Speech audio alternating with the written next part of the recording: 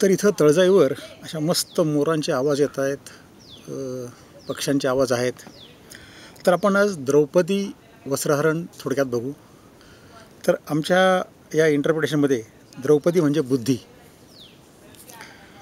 तर बुद्धीला आपण एखादा प्रश्न विचारला म्हणजे बुद्धी म्हणजे बुद्धिमान माणूस.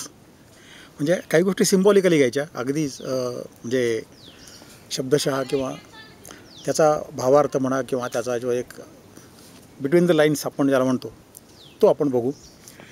की एखाद्या बुद्धिमान माणसाला आपण प्रश्न विचारतो किंवा अगदी आपल्या घरातलं उदाहरण, आपला मुलगा आपल्याला प्रश्न विचारतो, बाबा हे फोटोसिंथेसिस म्हणजे काय, हे झाडांच्यामध्ये फळांच्यामध्ये फळं गोड कसे होतात. तर पूर्वी काही हे ज्ञान नव्हतं. आता आजकाल सगळ्यांना माहिती आहे फोटोसिंथेसिस म्हणजे काय वगैरे, आणि ते काय आपण उत्तर बरोबर देऊ शकत नाही. याचा अर्थ माझं बुद्धी वस्त्रहरण झालं. म्हणजे मी उघडा पडलो. वस्त्रहरण म्हणजे पुन्हा एकदा अगदी द्रौपदी तिचे कपडे काढले असं आपण घ्यायचा नाही. द्रौपदी वस्त्रहरण हे केलं दुर्योधनाच्या आज्ञेने आणि दुःशासनाने. दुःशासन म्हणजे काय, बॅड मॅल ॲडमिनिस्ट्रेशन, म्हणजे जिथं शासन नाही आहे, कुशासन.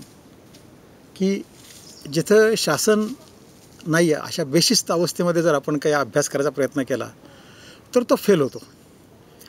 तर हे महाभारताच्या सुरुवातीला असे काही प्रयोग केले गेले आणि त्यावेळेला बुद्धिमान माणसाला खेचून आणण्यात आलं आणि त्याला विचारण्यात आलं की हे असं कसं करायचं.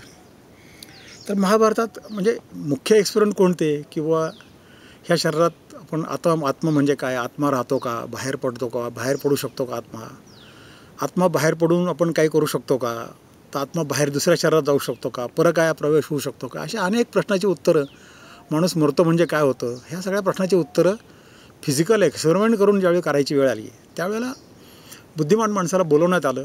आणि दुःशासन म्हणजे आपण ज्यावेळेला परीक्षेला अभ्यास करतो बेशिस्त असतं, सुरुवातीला अगदी बेशिस्त असतं.